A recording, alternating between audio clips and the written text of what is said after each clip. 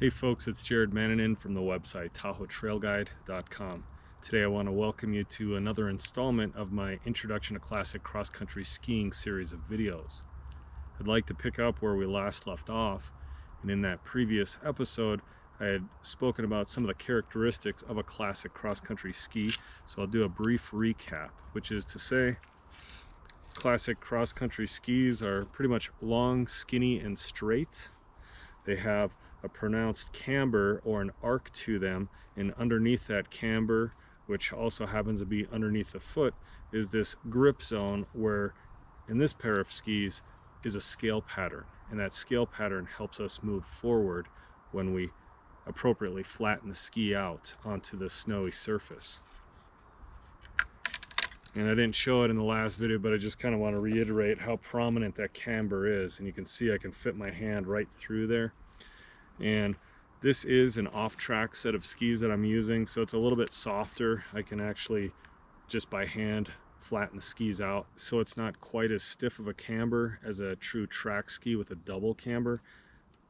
Don't worry about that. Again, we're just concerned with the fact that these skis do not lay flat naturally on the snow surface. As a result, we need to figure out how to flatten or compress those skis so that they do make effective contact with the snow in order to move forward. Another point that I wanted to revisit from the last episode was that statement I made about how for the majority of our time on classic cross-country skis, at least when we're performing diagonal striding, we're actually skiing on one ski at a time. That's a critical element to classic cross-country skiing and something that most beginners tend to not understand or comprehend, and for obvious reasons. It doesn't make sense to try and ski on one ski across slippery, uneven terrain. I totally agree with that, but then when you start to learn good technique, you understand the importance of that concept.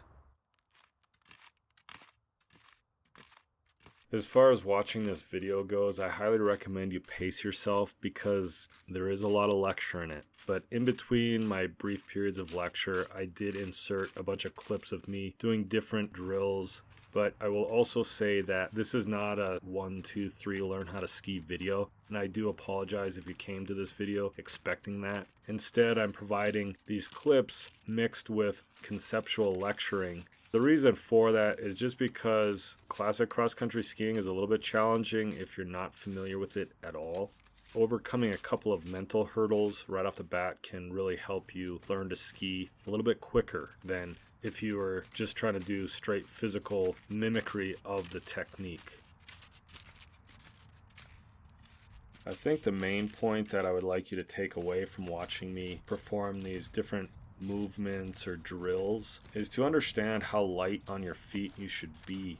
Instead of thinking the skis are a piece of gear that you strap to your body, just envision those skis as being a part of your body. Of course, you have to move slightly different. I totally understand that. But once you embrace them as this natural extension of your feet, for example, your time on skis will be much more enjoyable. With today's lesson, I want to specifically talk about what most consider the first phase or the first step of classic cross-country skiing. Generally, you can break cross-country skiing down into 3 separate phases, one of which is the part where we're moving forward, we're stepping forward, we're pushing off. The second part would be moving our body weight from one ski to the next, transferring our weight from one ski to the next, and then the third phase being the most enjoyable phase, which is the gliding or sliding phase. In my opinion, and probably most people who are experienced with cross-country skiing would agree, the first phase is the most critical one, the push-off phase, the moving forward, the stepping forward phase, because without that, you're not going anywhere.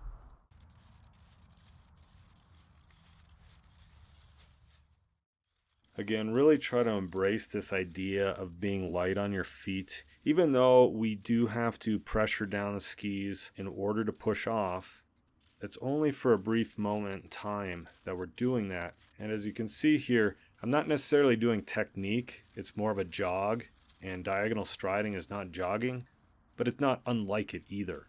Take away from this particular example that all of my body weight is on one leg at a time. I'm just kind of hopping around and jogging around. you notice I don't slip a whole lot in this scenario because, again, all of my weight is compressing each ski at its own time. And then I throw in a couple of jog and then just glide on both skis just to get that feel of gliding over snow.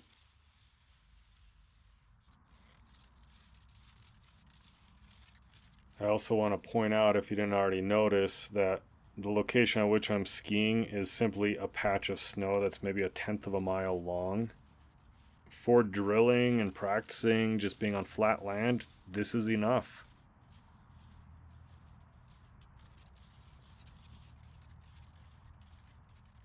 I did a bunch of filming at this location over the period of maybe 3 or 4 days, and by the last day that I skied there, I had some pretty nice tracks laid out because eventually I just kept going over the same location over and over and over, and then I could really kind of get into a good rhythm of diagonal striding.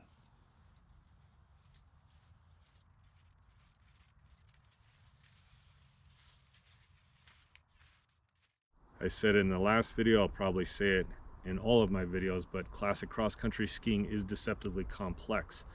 And at the tail end of that previous video, I had posed a question: how can we move our body weight and use our body movement in order to flatten the ski so that we can push off or step forward? And again, if we're on one leg at a time, that's a little bit challenging to do. So when we look at somebody who's diagonal striding, it has this shape, it has this movement that can be deceiving to the eye.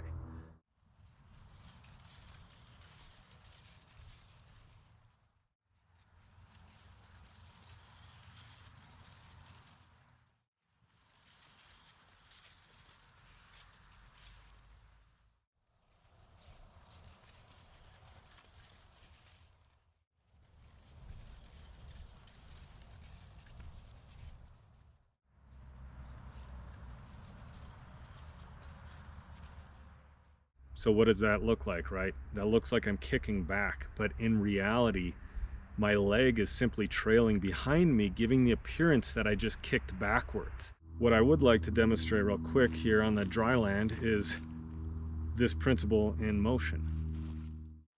When I see people model this type of movement to describe diagonal striding, it totally drives me up the wall. Why? It's because this is what a lot of people think of when you tell them to kick or kick back. They will literally kick back. And in a snapshot, this may look like diagonal striding, but it's not. And I want to draw attention to the fact that my leg is moving backwards, right? We want to move forwards. Although this may look a little silly, me hopping around a forest like this is much closer to what you should look like when pushing off. I'm actually, from a stop, pushing forward. I'm sprinting forward, right? Nothing's slipping back, nothing's going beyond where my foot was planted on the ground. And even if it's only planted for one fraction of a second, particularly when you're actually in motion for just a fraction of a second, we're planting and then moving off. And it looks seamless when really good classic cross-country skiers go down the track.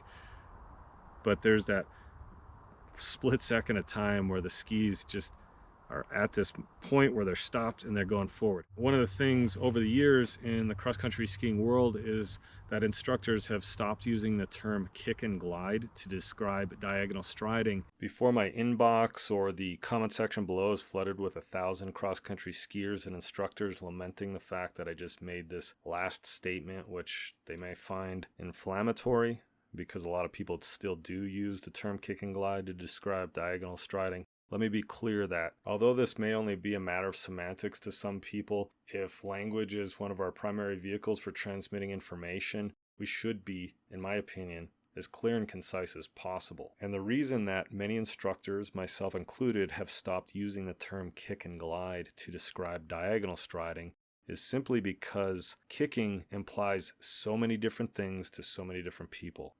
So when we have a person new to cross-country skiing standing in front of us for our lesson and we start using the term kick, what do you think they're thinking of? This term implies so many different things that are completely unrelated to cross-country skiing. So instead of using kick, we start to use push off to describe this extension of our leg. Not so much that we're trying to do some sort of mule kick behind us or anything like that. Think of a sprinter at a starting block on a track, for example. He's in this crouch position, feet are pressed up against that block, and he's not kicking beyond the block. He's actually using the block as a fixed point on the earth that he's moving forward from. And that's essentially what we're doing with the push-off phase in classic cross-country skiing or diagonal striding, is that we are starting from a fixed point on the earth and we're moving away from that. So this misconception of what's actually occurring in that movement is challenging to overcome if you don't quite understand the mechanics of that ski, of pushing that ski down into the ground, and how we're moving away from that fixed point on the earth where we've dug those scales into the snow. We're moving away from that. We're moving forward.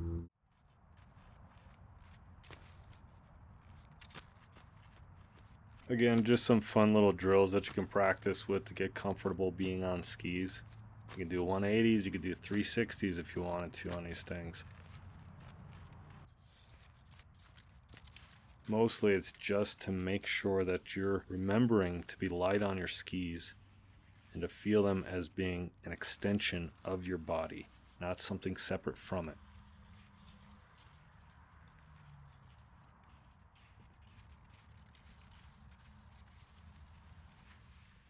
Essentially, that trailing leg does act as a counterbalance on some level to your forward lean with your upper body. So as we're leaning forward, our leg should be somewhat commensurate with leaning back. It wouldn't make sense for me to look like this, right? Or like that. Like, that would just be unnatural and excessive on either side of the spectrum. Double poling is a great way to start gliding and getting comfortable with gliding because you have the stability of being on both skis at the same time.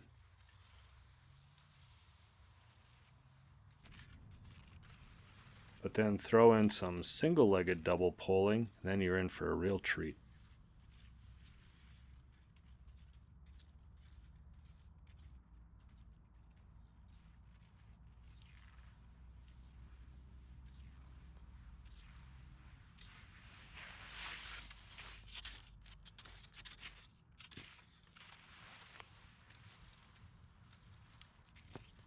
And you notice right there, that light on my feet saved me from taking a digger.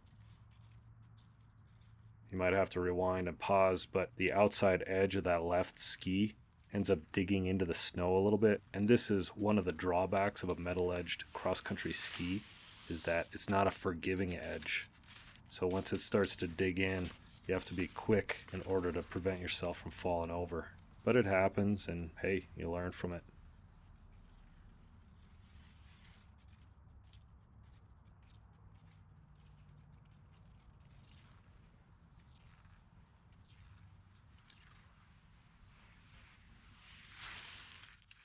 One of the obvious indicators to determine whether or not you have all your weight onto one ski, particularly after you've pushed off, so that trailing leg, right, is whether or not the ski, the tail end of the ski that is off the ground. You can always tell when somebody's splitting their weight between both skis, even though it looks like they're diagonal striding, because their heels are off the skis. If that ski is flat, that trailing ski is flat on the snow, that means that their weight is still partially onto that trailing ski. And now they're splitting weight and tiring themselves out. And you shouldn't be trying to excessively bicycle kick the ski out of the tracks or off the snow. It should just happen naturally when your weight is on one ski and that leg, that trailing leg now, is acting as a counterbalance to your forward lean and your forward momentum. It just, I have enough energy in my leg to keep it upright and in a natural position, but it's not excessively tight or a real challenge for me to lift it up. It's like when you run, you're not thinking about the trailing leg, you're thinking about where you're going to put that next step. And that's not unlike diagonal striding. You shouldn't be thinking about what's going on back there. You should be thinking about forward motion, because again, metaphorically, thinking about behind us is causing us to go backwards. So we're thinking about going forward and landing that next ski. But it's challenging because again, we're talking about balancing our weight on one ski over a slippery and uneven surface. So it doesn't make sense until you get it, and then you're like, ah, it's amazing.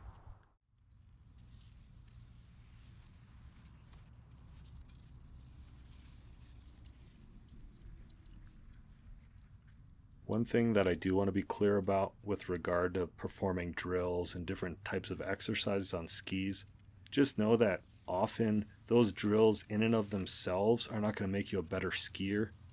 Mostly what they're there to do is help you become a more balanced skier, literally learning balance and developing all the muscles that help contribute to being stable on one leg and more comfortable with wearing skis.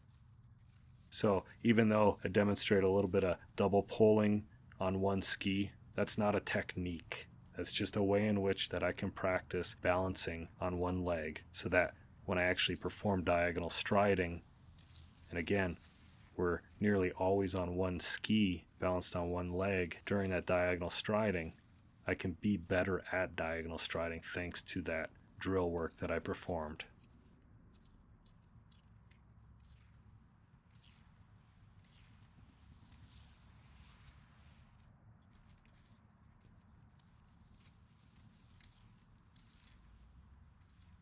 Another takeaway, and possibly the most important one from watching me perform these drills and exercises and generally just playing and having fun on snow, that I would like you to understand is that I'm on a flat surface here.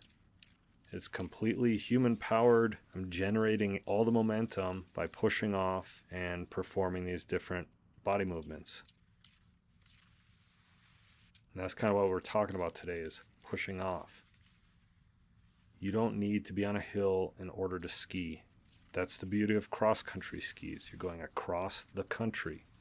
And that doesn't always mean simply starting from the top of a hill and going down it. Sometimes that means going up the hill or on the flat across the meadow.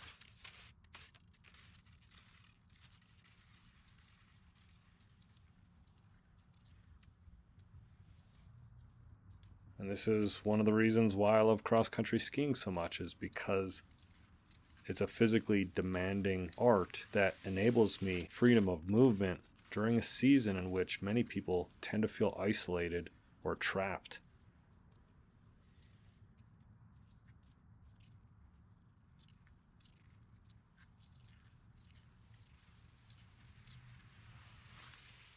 It's challenging for me to break down each of these components into this isolated thing, because nothing is isolated. We're not operating in a vacuum here. Everything is connected. So when we're starting out in that push-off phase with our weight on one ski and moving to the next, here comes the weight transfer and the glide, and now we're going back to the compressing the ski with all our weight on that one ski, moving forward, transferring weight, gliding. It's just this beautiful rhythm when you get it down. So it is a challenge for me to describe it, and I do apologize if you're hoping for a straight up how to do this. I'll get to that eventually, but I would like to have some discussion on these broader concepts of skiing, because again, I think a lot of people tend to just see it as this thing, these people jogging down the track, and there's a lot of subtle things going on there, and the most critical aspect is getting this push-off phase. I totally agree that part of this series of videos that I'm producing is a bit cerebral, and I know not everyone responds as well to those as other aspects of learning, but I just really enjoy talking about it, and it's something that I would probably give you the abridged version if we had an hour-and-a-half group lesson, for example. But we got unlimited time. You can fast forward at your leisure if you want. You can watch another video. I just want to present this information because I find it's an important thing for new people to cross-country ski to have a better understanding of. There just is a sequence that you have to understand how to apply in order to efficiently and effectively travel over snow. And you know, I like talking about this stuff because it makes me excited. It helps me to learn a little bit more as well. So again, I welcome any and all questions and feedback. All of that said, if you liked the video, give it a thumbs up. Post any and all questions and feedback in the comment section below. Subscribe to my YouTube channel, and then check out TahoeTrailGuide.com. Thanks for watching, everyone.